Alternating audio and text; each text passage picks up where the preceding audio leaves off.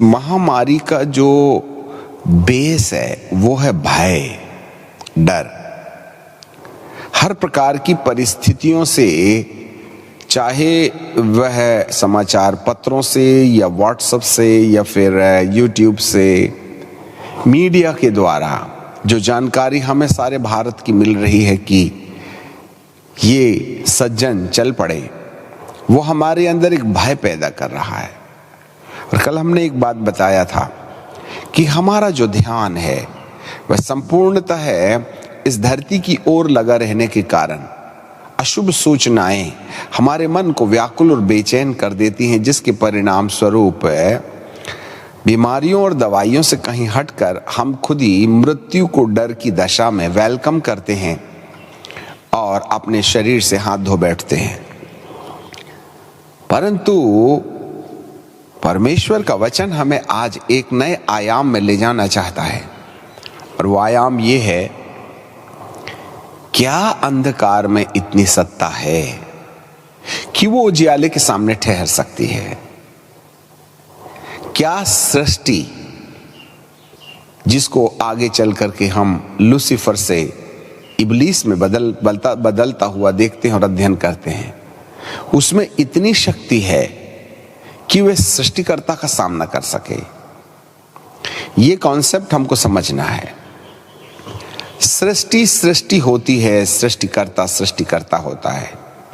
सृष्टिकर्ता ने सृष्टि को रचा था, लूसीफर को, वह इब्लीस बन गया, और जिसके परिणाम स्वरूप मानव के जीवन के अंदर अलग अलग प्रकार की नकारात्मक परिस्थितियों को उत्पन्न करने के पीछे इसी सृष्टि का हाथ है। परंतु सृष्टिकर्ता तो सृष्टिकर्ता है ना। अब हमारे सामने एक सबसे बड़ा प्रश्नवाचक चिन्ह सामने आता है।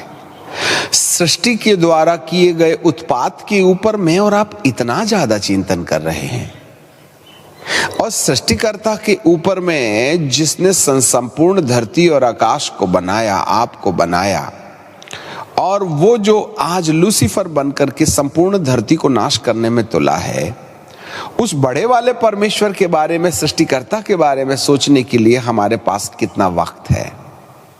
यदि आज आप अपने जीवन का अवलोकन करें तो ये समाचार, वो समाचार, ये बीमारी, वो बीमारी, ये इलाज, वो इलाज सुनने और सुनाने में हम कितना समय खर्च कर रहे हैं?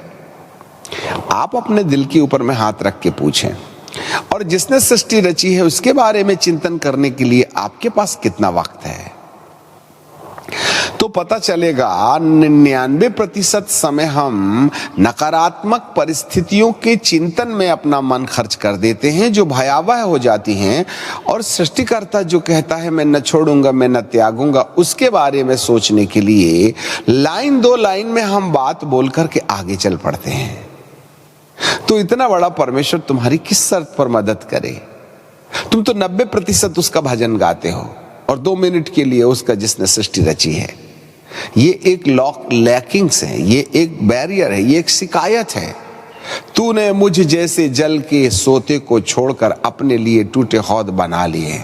तुम खाते तो हो पर पेट नहीं भरता, तुम पहनते तो हो पर गरमाते नहीं, कमाई को तुम छेद वाली थैली में रखते हो। वो छेद वाली थैली की रिपेयरिंग करने की आवश्यकता है।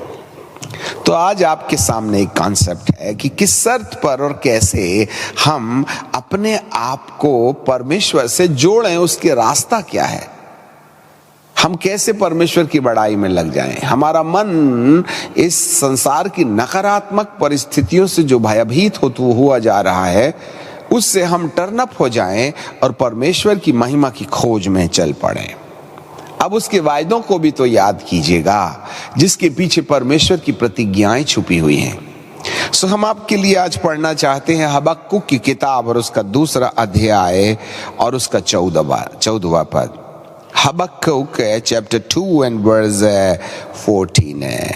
वहां ऐसे लिखा है, क्योंकि पृथ्वी, वर्ल्ड वाइड मैसेज याद रखिएगा, क्योंकि पृथ्वी यहोवा की महिमा के ज्ञान से ऐसे भर जाएगी जैसे समुद्र जल से भर जाता है। समुद्र जो है वो जल से भर जाता है, 1/3 धरती जल से ढकी हुई है। कुछ इसी तरीके से परमेश्वर की जो महिमा है वो भी ऐसे ही संपूर्ण पृथ्वी को ढांक लेगी जैसे समुद्र जल से, समुद्र का पानी पृथ्वी को ढांक लेता है या समुद्र जल से भर जाता है, इसी तरीके से परमेश्वर की महिमा का ज्ञान। आप शब्द को थोड़ा सा ध्यान दीजिएगा, पृथ्वी परमेश्वर की महिमा का ज्ञान। ऐसे नहीं लिखा है कि परमेश्वर का ज्ञान, परमेश्वर का ज्ञान किताबों से मिल जाता है, वहां ऐसे लिखा है, वहां ऐसे लिखा है। ये प्रतिज्ञाएं हैं, वो प्रतिज्ञाएं हैं। और आज 90% लोग ये लिखा वो लिखा पर अपने मन में चिंतन करते हैं, विचार करते हैं, उसी को याद करते हैं और उसी को सुनते हैं और सुनाते हैं और ये समझ बैठते हैं कि हम तो आत्मिक हैं।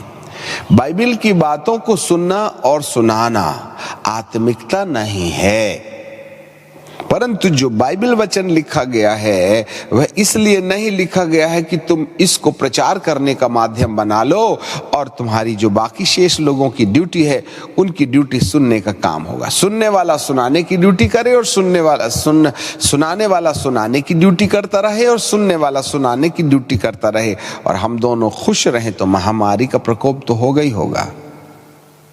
बाइबल के परमेश्वर कहते हैं मेरे वचन के ज्ञान से नहीं वरन मेरी महिमा के ज्ञान से, the knowledge of his glory, not the knowledge of the word of God.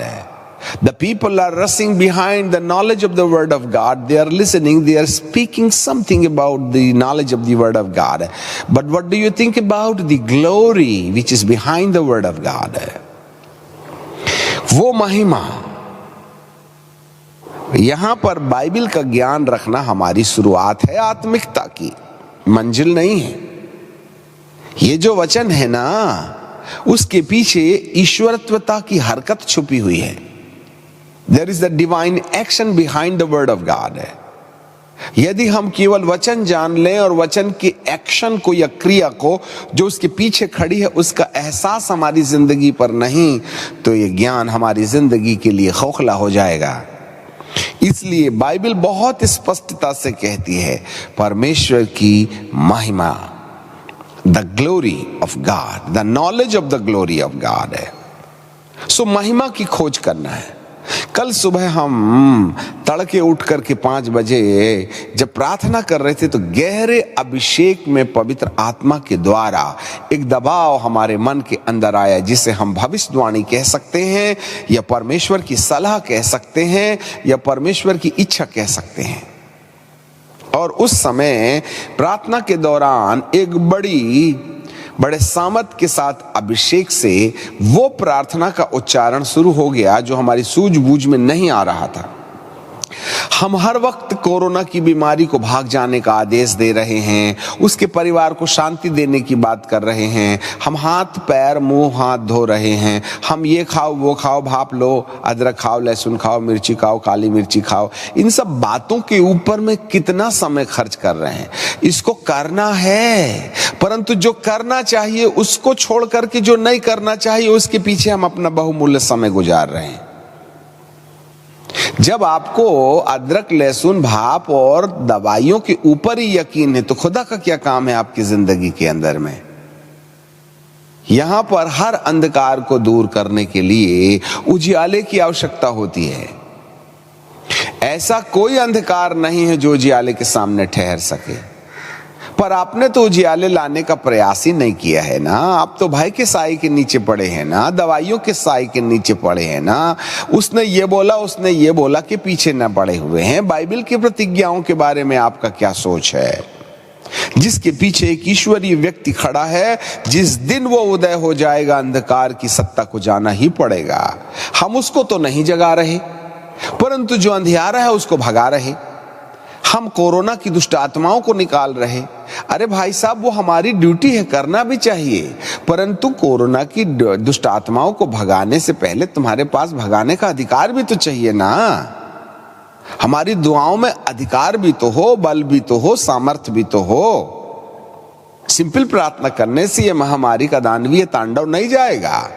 उसके लिए तुम्हारे पास अथॉरिटी चाहिए, और अथॉरिटी मिलती है जब परमेश्वर अपनी महिमा उसके अपने लोगों के ऊपर उंडेलना शुरू कर देता है।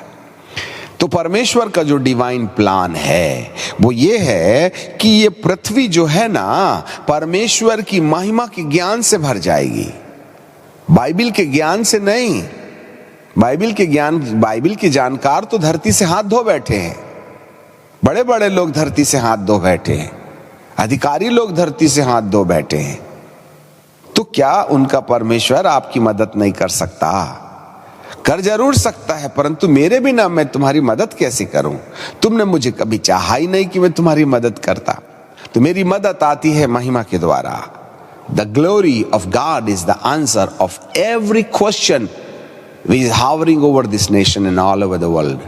इस संसार के अंदर में नकारात्मक हर प्रश्नवाचक चिन्ह है, महिमा के प्रश्नवाचक चिन्ह का उत्तर महिमा के अंदर छुपा हुआ है। महिमा और कोई चीज नहीं है वरन परमेश्वर की हरकत है, द डिवाइन एक्सपीरियंसेस। जब परमेश्वर हरकत करना बंद कर देता है तब अंधकार का साम्राज्य आ जाता है, परंतु जब परमेश्वर का राज्य अर्थात परमेश्वर अपनी हरकत करना शुरू कर देता है तब जो है अंधकार का साम्राज्य विनाशकारी हो जाता है, अर्थात विनाश लीला में चला जाता है। जी हां, अर्थात परमेश्वर हर प्रभु के अनुयायियों को एक बात कहता है, इन तमाम नकारात्मक परिस्थितियों के सुनने और सुनाने में अपना वक्त खर्च ना करें, वरन एक महत्वपूर्ण बात इन दिनों में परमेश्वर अनाउंसमेंट के रूप में दिया चाहता है, मेरी महिमा की खोज करो।